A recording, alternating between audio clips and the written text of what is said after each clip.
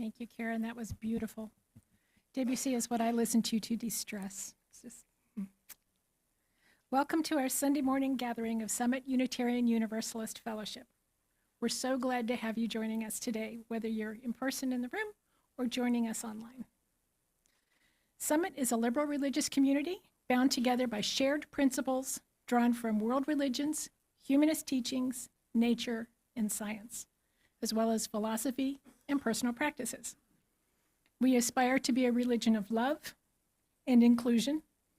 The mission of Summit is to commit ourselves to building a more compassionate, just, and sustainable world. If you are new to Unitarian Universalism or to Summit and would like to know more about us, we'd like to invite you to join a luncheon today after the service. You're here on the perfect day. The welcoming and membership team is hosting it in the library, which is in the room right next door to the service today. We have a few announcements. We'll start with Rin, and then Mary, and then Shannon. Good morning, everyone. I'm Rin with the Social Justice and Action Committee. A generous anonymous donor has offered to match up to $1,000 in funds for the hurricane victims on the East Coast. Donations can be made in several ways. You can write a check to Summit Unitarian Universalist Fellowship and indicate that it's for the UUA Hurricane Relief Fund. You can go online to our website, summituuf.org. There's a donate section there.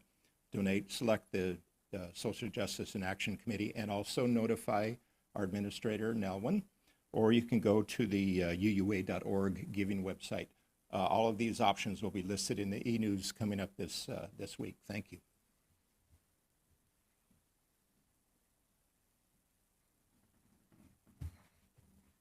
Good morning. The kids last week, and I was our last Sunday of invitation. So we made invitations to invite anybody who'd like to, you think we'd like to invite to Summit.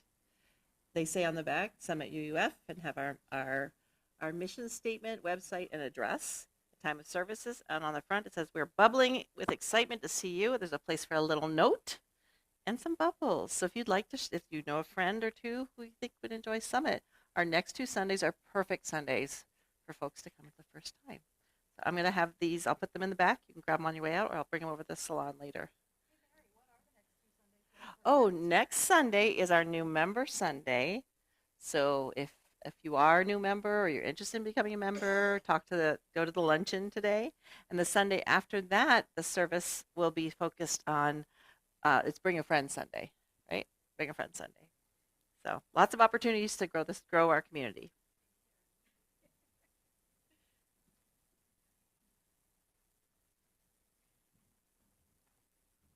Good morning. My name is Shannon, and I'm here to tell you about the auction on November 16th.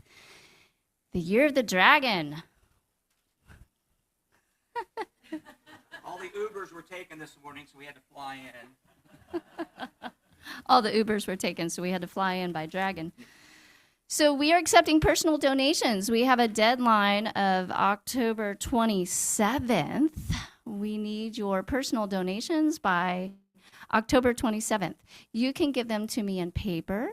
You can give them to Nelwyn. And then there's also an email at the bottom of the form. If you email me, you will get an automatic email back that will have a link of where you can put your donation in on a form. We appreciate your donations. We are looking for dinners, events, beauty basket. People love wine. Those are some suggestions. And I'm looking forward to seeing you on November 16th. The dragon is a sign of courage. Please be courageous and donate. Thank you so much.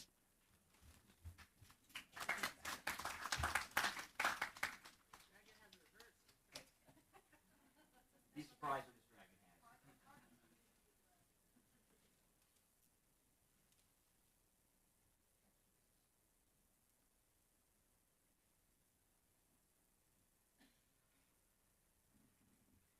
The final announcement is at the end of this month, on October 26th, our minister is being ordained by us and by the Fullerton congregation in Fullerton. If you have not already RSVP'd and you're interested in going, please see me after the service and let me know, and I will add you to the list. Let me know if you need a ride, or you can offer a ride, or if you're just going to take yourself. We would love to have you join us. It's going to be a very special day.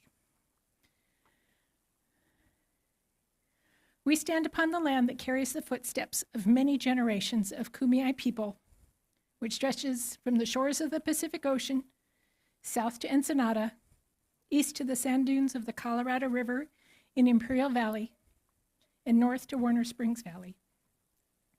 We acknowledge that this fellowship resides on unceded Kumeyaay land and honor the spirit and continuing presence of the Kumeyaay Nation.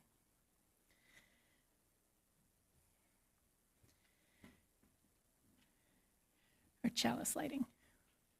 We kindle this flame, honoring the doorways into our souls, the windows through which we gaze at one another, the balconies where we catch glimpses of sky, the thresholds we stand on this morning, wondering, hoping, fearing, and dreaming. Please stand as you are willing and able for the UU hymn and then aspiration.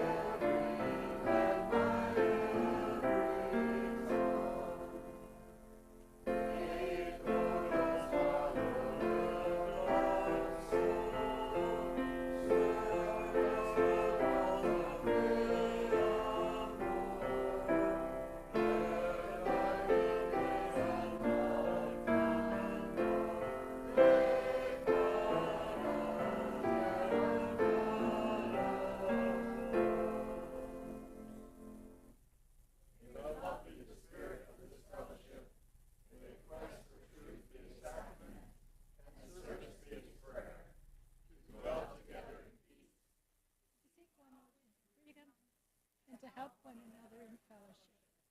This is our aspiration.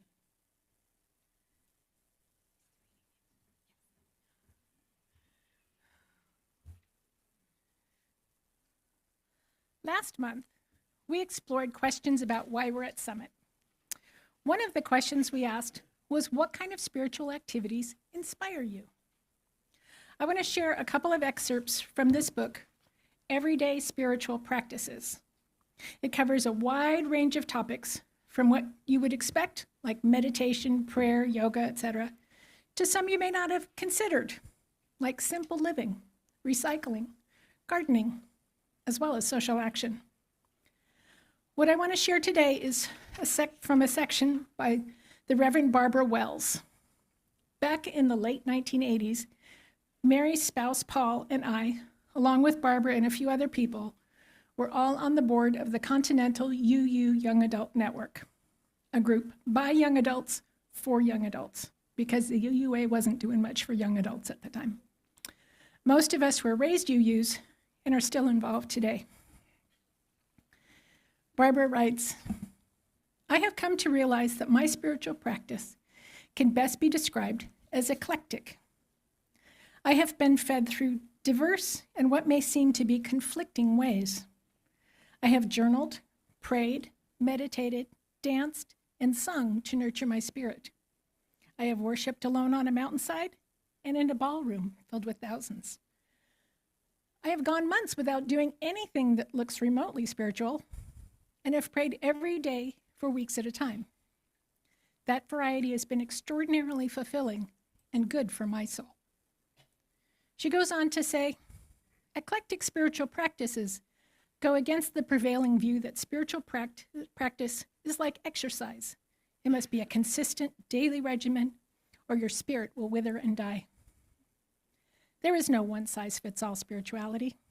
Each person's spiritual practice will look different from everyone else's. Comfort and spiritual peaks are wonderful, but spiritual practice is ultimately designed for something more, to make us better people and to bring our gifts into the world. The most important spiritual task we have as human beings is to make the planet kinder, more humane, and more just. My eclectic spiritual practice works for me because it helps me stay centered on who I am, why I'm here, and what I am to do. This eclectic path has worked for me. May you find joy as you move along your own unique spiritual journey. Please stand and join us as we sing hymn 289, Creative Love, Our Thanks We Give. This hymn may be unfamiliar, so I'm going to play it once through. The tune you might recognize from some English Christmas carols.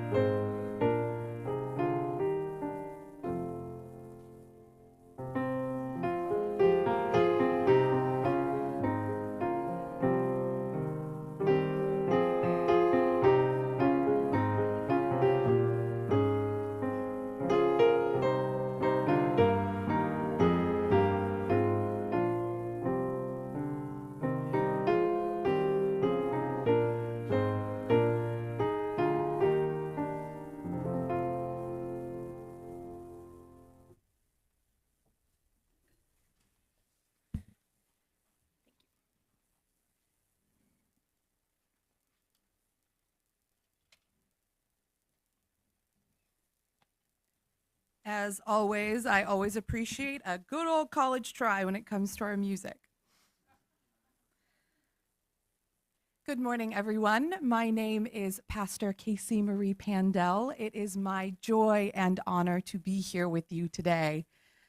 Whether it is your first visit or your 5,000th visit, you are whole, you are holy, you are loved, and you are always so welcome here. We've reached the joys and concerns portion of our service. The joys and concerns within our community can be emailed to me or through our worship chair, Stacy Sasaki, throughout the week. Any joys or concerns are welcome to be written up at the chancel at the beginning of the service, and whether we share something aloud or not, everyone is always welcome to light a candle. We have mostly concerns this week. I want to start by saying that I know last Sunday was a little odd for our community. I know there were some really deep ouch moments from the pulpit. I know things went differently than any of us expected. My sorrow is that that happened. My joy is that we are in a community together where we can start having the conversations, we can acknowledge our ouches, we can say, I'm sorry. Those conversations are happening, And I just want you all to know that this is why we come to this community. We know we're going to break each other's hearts, and we know that we're always worth coming back together for.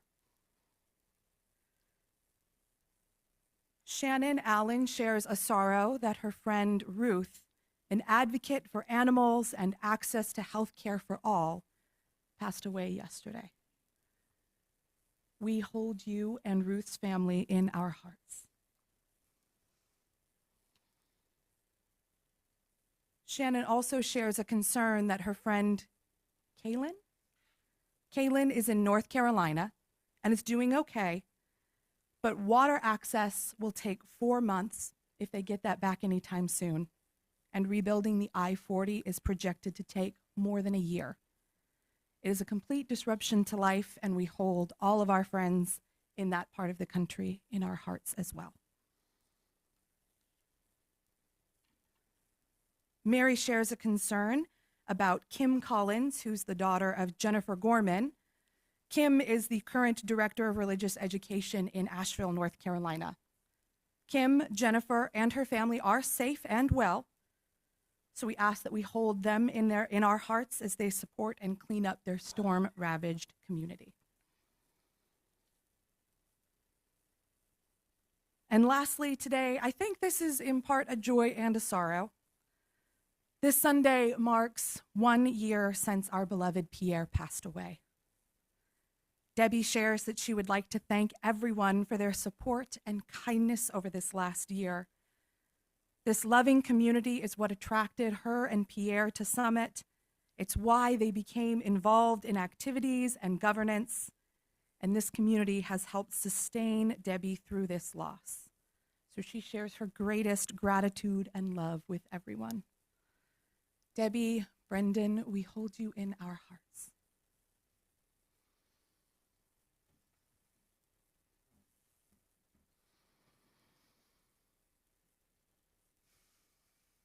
We know that not all joys and concerns are spoken aloud in this community today. Whether a joy or concern, you are always in our hearts and minds today and always. I would like to invite Mary Carter Vale to the pulpit for our time for all ages.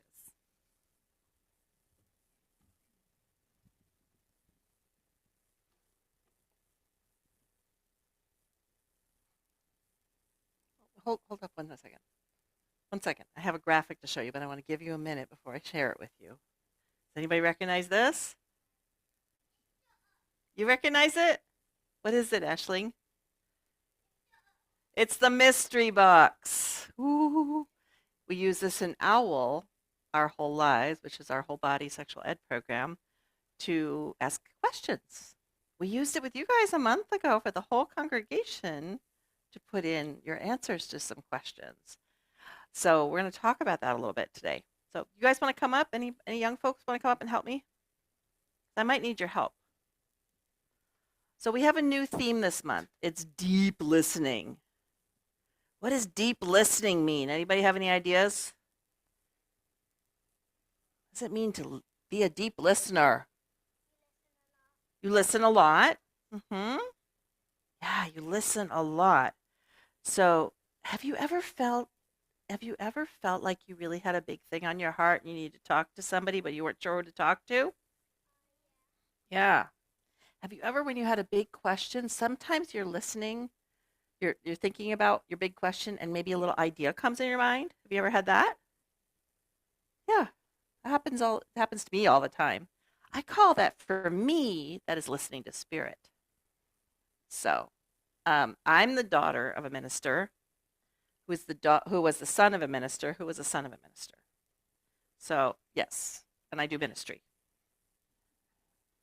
So I have a lot of big feelings about spirituality, right? Because I grew up doing it. I've learned about it. It was part of I hear somebody echoing back there on the Zoom. Busted. I've had to spend time with that my whole life. And then I found Unitarian Universalism when I was in junior high. I think I've told you the story. And suddenly my questions were really important and really big, and people listened. So nice to have a place for deep listening, For me, that was very spiritual. Gabe, can you share the graphic with us now? So we did some deep listening. We're going to see it's going to come up on it. Eleanor is an amazing spreadsheet person and took all of these when we asked the question, what are spiritual activities? And took all of the ideas that folks put in this box and put them up here on the screen. This is a word cloud, which means that the amount of times something was entered is emphasized by the size of the word. So bigger words are things that people in this community commonly consider a spiritual practice. And smaller words, there's still people that's important to them, but it might not be as big. There might not be as many of us, but we all have so many different ways. This is what I really loved about this. Because mostly, what do you think about when you think of spiritual practice? You might think of prayer or confession. Those are that is a very specific idea from a very specific community. And sometimes we get stuck in it. There's so many spiritual practices in the world. There's many different places. I grew up going to church, and now I work at a fellowship. Both words mean spiritual community. Church tends to be my go-to word because that's how I was raised, and it's not a word that hurts me. For some folks, that word can be hurtful. But if we look up here, we see all these different things, because mostly we think of, like I said, prayer and confession and attending church. But look up here, we've got meditation is the biggest one. If anybody wants to, does anybody in here meditate? Super, super. Huh? Well, does meditation have to be sitting really quiet, Casey? That's a good question, Mary. It doesn't have to. I meditate by crocheting. Unfortunately, right now with my hand, I can't. Huh? Do you meditate? Yes. Do you meditate? Yeah. Sometimes it's really good to just sit and listen deeply to your mind. Singing, music. We just challenge ourselves with an old European style hymn. But singing, anybody love to sing to the radio in the car? Love that. I love that. Show tunes. We used to do Phineas and Ferb. If you know, you know. Nature, getting out in nature. I love that. And what is this one? SJIA? That's social justice in action.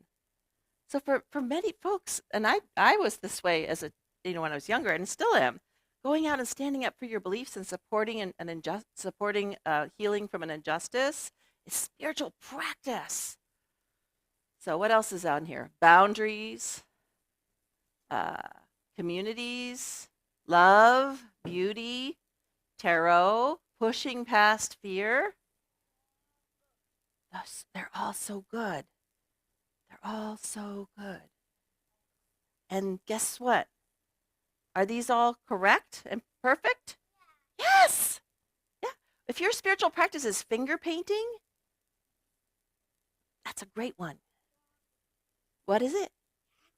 Dogs and cats.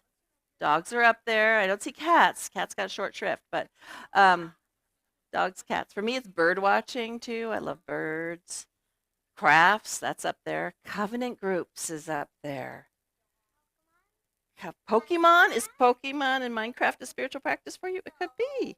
We're going to talk about this back in RE a little bit, but I just wanted to show that this variety. I hope we can put this graphic in our e-news so folks can take a deeper look at it. It just shows the diversity and of all the things. And one of the things about spiritual practice, it's how you communicate with whatever you call spirit, whether that's your highest way of thinking. It could be, there's nothing else beyond. That's fine. It's how you communicate in a way that has meaning. It's making meaning in the moment. When you make meaning, you'll know it because you'll feel like, oh yeah, that was fun, or that brought me joy, or I feel like I did something that has meaning to the world. Like if you wrote a postcard that's being sent to North Carolina, hopefully they can all get there when they need to, but that would have meaning to somebody, that somebody hand wrote a postcard, and I hope it has meaning to you if you did one. So that's listening to spirit. Are we going to spend some time doing some deep listening this week? Yeah. We're going to go play deep listening games back at RE. So hopefully we won't be too noisy. Are you guys ready to head back? All right, let's go. Karen's got a song for us. Ready? There we go. We're going to go back. You can come if you want.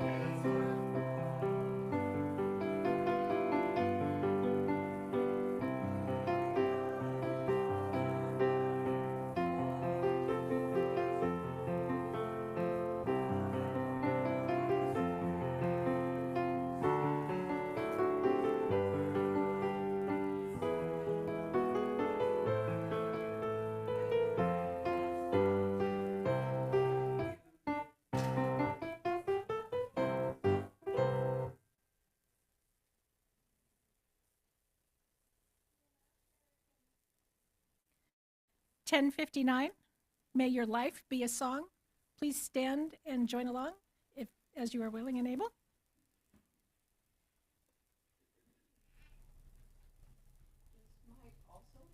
Less familiar, so I'm going to play it through once, and then we can probably sing it through twice because it's quite short.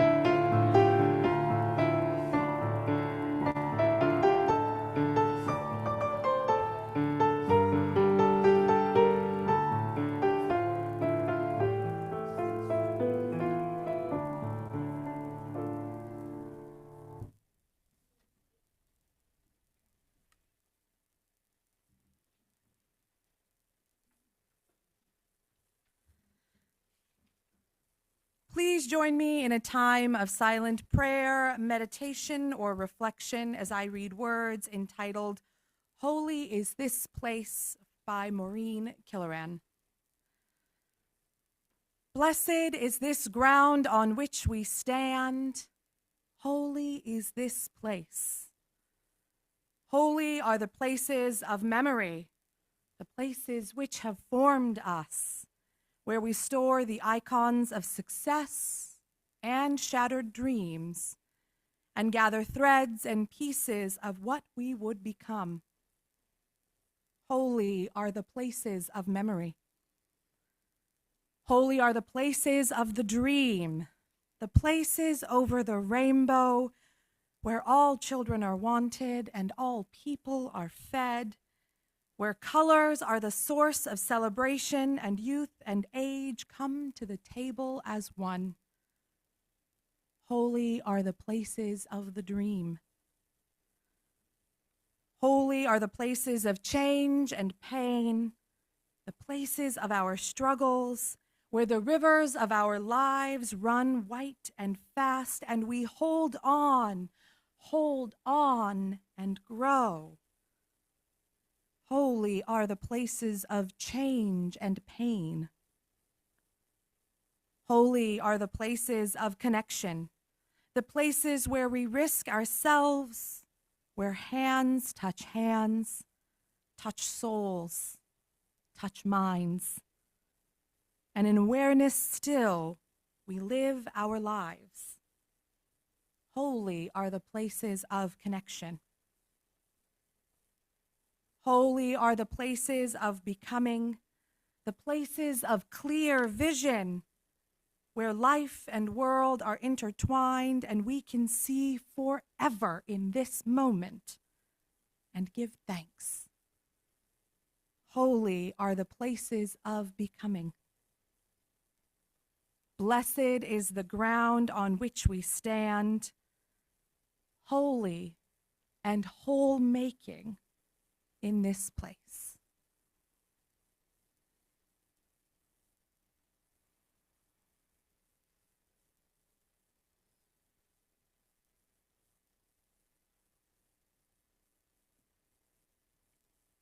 Amen.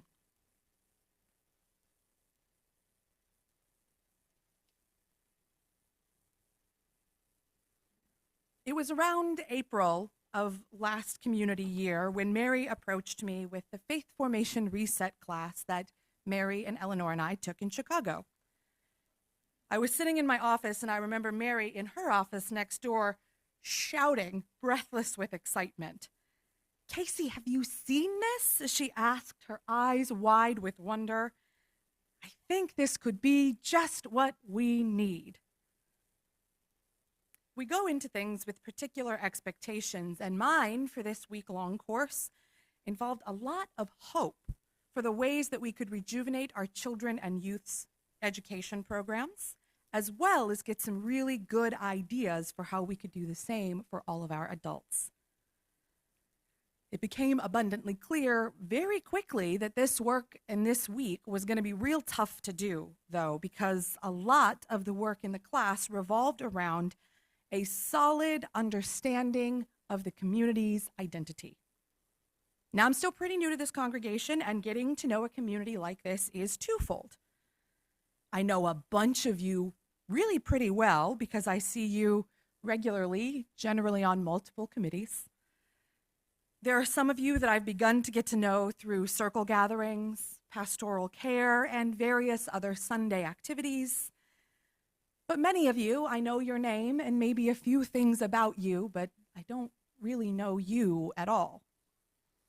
So part of getting to know a community is getting to know the individuals that make it up. But there's also the unique challenge of understanding a community as a whole. What we found while we were taking this class was that I did not have a good way to know Summit as a whole. And honestly, neither did Mary or Eleanor. We spent hours inside and outside of class discussing this question, and the overall answer we came to was, we know who we've been, but I don't know if we know who we are right now. People can tell you who Summit has been, who Summit was in the Ned days, who Summit was in the Frank days, but I don't think we could really pinpoint who we are in the now days. So I brought this back to Debbie as we started considering what work we were going to do while she's board president. And when I told her the conclusion that we came to at the class, she agreed, which was weirdly a relief. See, I spend a lot of my time sitting up in the balcony, watching how the community works together and see the functions that run this place. But hearing from someone on the dance floor, someone who has spent years dancing with this community and not only knows it inside and out, but loves it with a fierceness, that felt like a huge weight off my shoulders. It's one of those all too rare aha moments that we ministers sometimes get to see, where the puzzle pieces fit just right, and I get a small glimpse at honestly feeling like I'm on the right page. And because of this question, we've decided that we will use this guiding question for the next 2 years. Who are we now? I want to be clear. This is not a bad thing. In fact, I find it terribly exciting because we are in one of those times where we get to start creating exactly the kind of identity that we want. And I know this can feel really scary. Change is so hard, and gosh, this community has been through a lot of change and a lot of grief.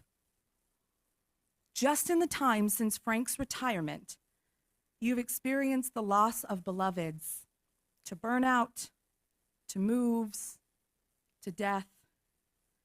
You've seen social circles shrink. Perhaps you feel the sting of being overstretched and underappreciated. You haven't had what might feel like a consistent spiritual guide in 5 years. I am the third minister to be here since 2019.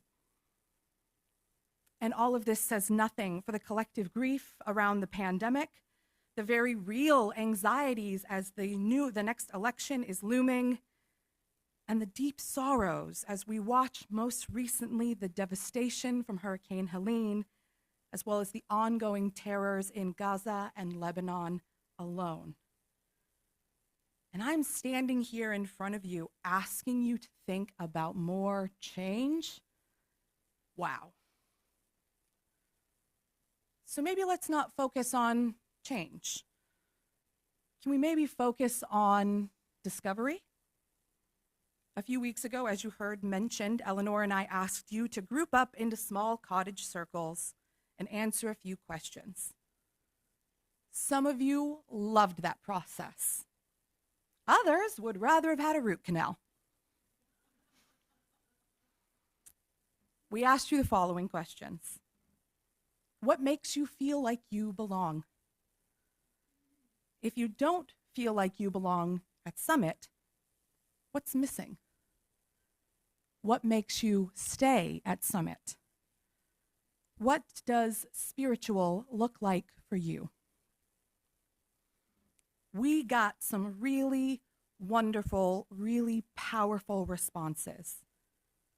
We received some really deeply reflective ones, some fabulously guiding ones that are probably going to turn into sermons at some point.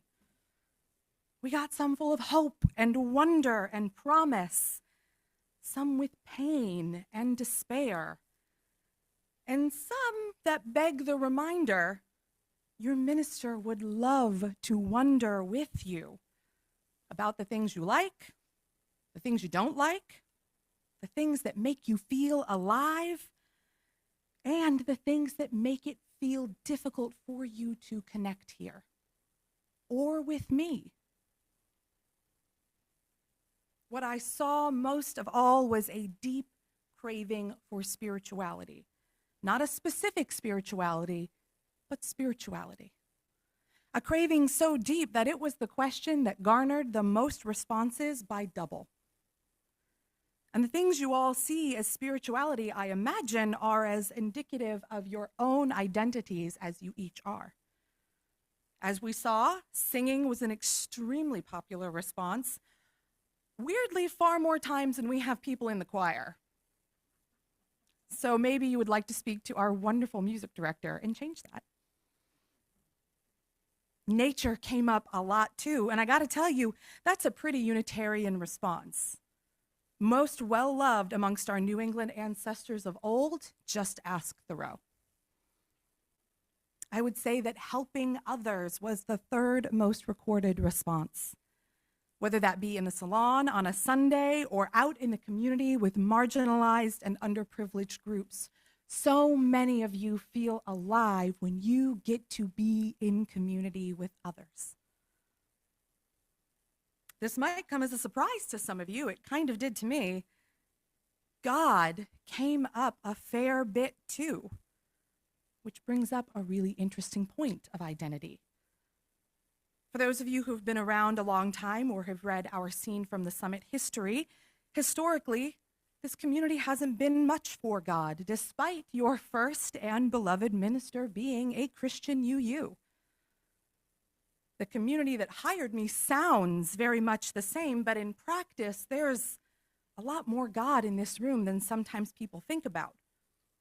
And for some folks, particularly some less seasoned members and friends, they do mean God with a capital G. But others in this room and at home, perhaps that's spirit, goddess, the great unknown, creator. See, some of the beauty of a Unitarian Universalist community is that none of these words are wrong. They are part of a larger language that for each individual helps them express and wonder about their spirituality. I know I don't speak for everyone, though I'm pretty confident to say most of you. This is one of the reasons why you came to a Unitarian Universalist community. Because your expression of faith is yours and cannot be defined by someone else's opinions of it. Nor can you be told that you are believing incorrectly or practicing wrong because you don't fit specific parameters of a specific creed or doctrine. We are not only free, but encouraged to express ourselves and even more, support each other on our spiritual journeys. And yet, some of the reason we are Summit Fellowship is because some words feel exclusionary to some. And yet some of those words are also the ones that help others identify their spirituality. And yet sometimes we hurt each other when we still, through it all, aren't able to feel understood in our explorations. So what are we supposed to do? Well, The good minister thing to do is to hold adult religious education classes. I know that sounds thrilling. But what you use across the board, although referred to as faith formation, which is in some ways a response to how icky religious education feels to some people. And there will be some of that. There are two curricula that we learned about either just before our faith formation reset or while we were there. And I'd like to bring those in, hopefully in the next year. The first of which, based on an old curriculum called The Haunting House, encourages us to examine our past, our experiences, our learned theologies, and our biases, to take stock of how those things bring us to that exact moment in our lives, our bodies, and our faith. The second builds on that work and challenges us to create and live into our own individual theologies. Not the ones given to us by our parents, churches we attended as children, family, friends, or even strangers, but theologies that authentically reflect who we have been, where we are, and most importantly, where we want to go, and be guided by that spirituality. But I don't think that's enough. See, I don't see myself as the answer to these questions and problems, nor should your minister ever be. If that was the case, you would not be in a Unitarian Universalist community.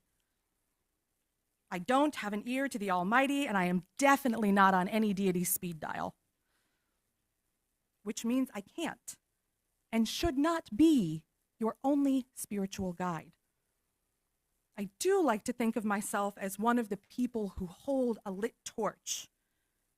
I don't know the way to your spirituality, but I can light the path and wander it with you.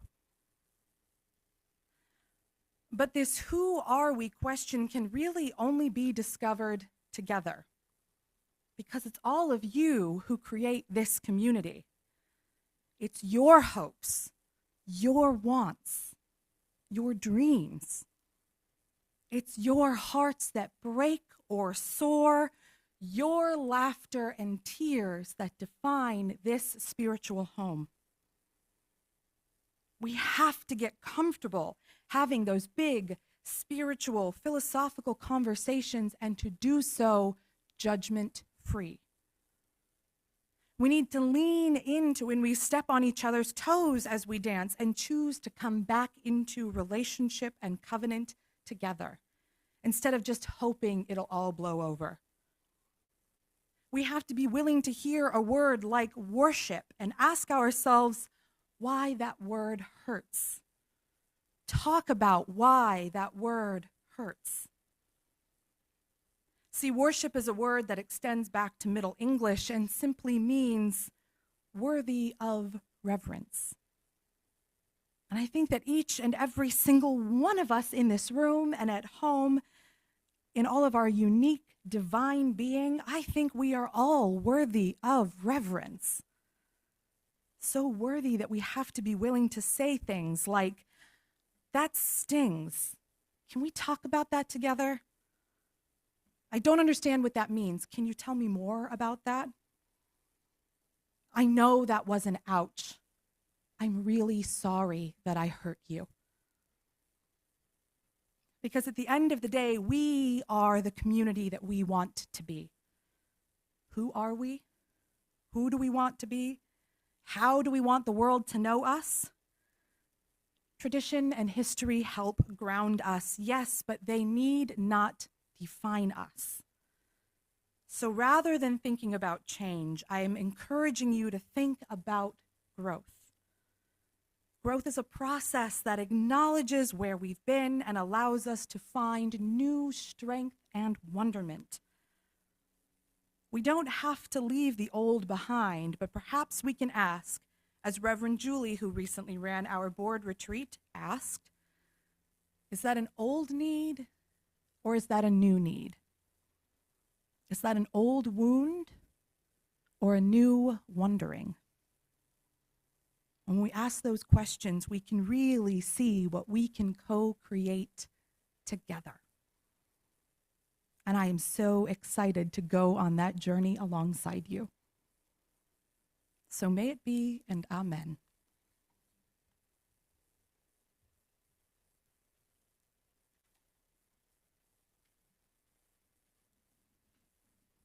Thank you, Casey.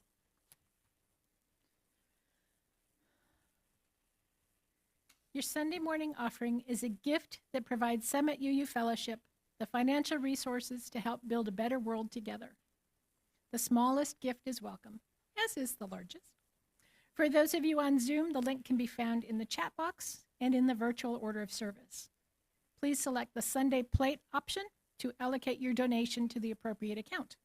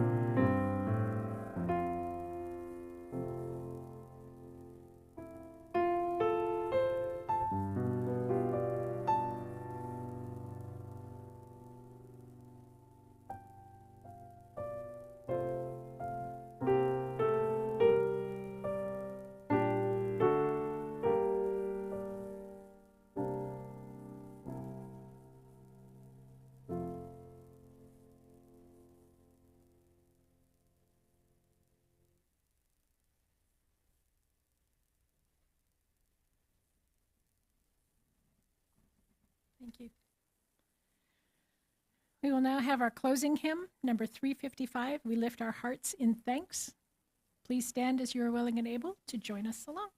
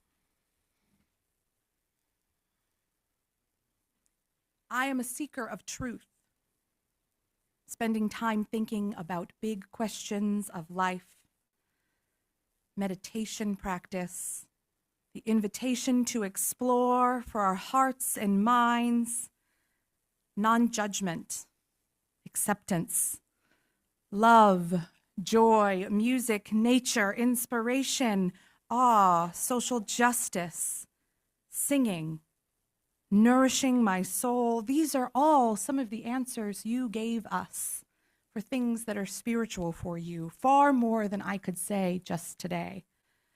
Part of what keeps you coming here is your love of this community and the work that you choose to do together. I invite you, together, on your own, with me, let's ask these big questions. Let's get comfortable being uncomfortable. We don't want to be uncomfortable being uncomfortable.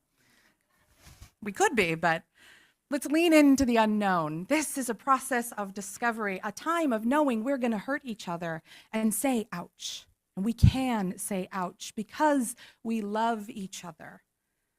That is just as spiritual as any of these practices.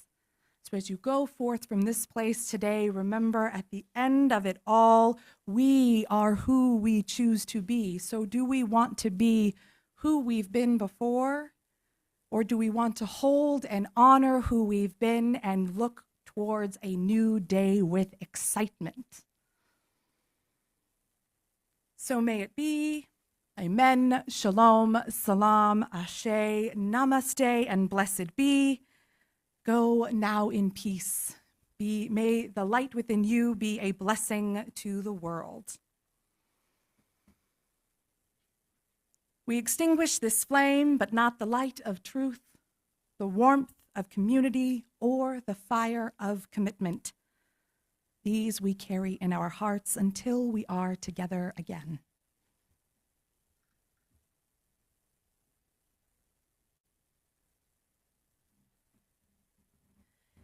Please stand and join hand in hand for our closing circle song.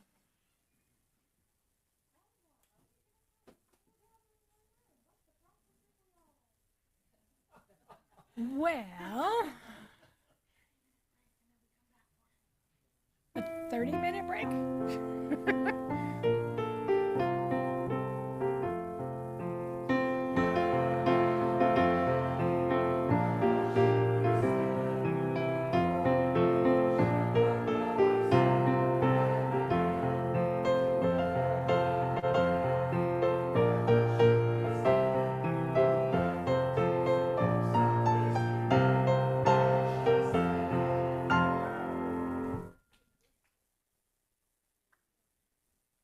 So all of you are excused to the salon for some community gathering time.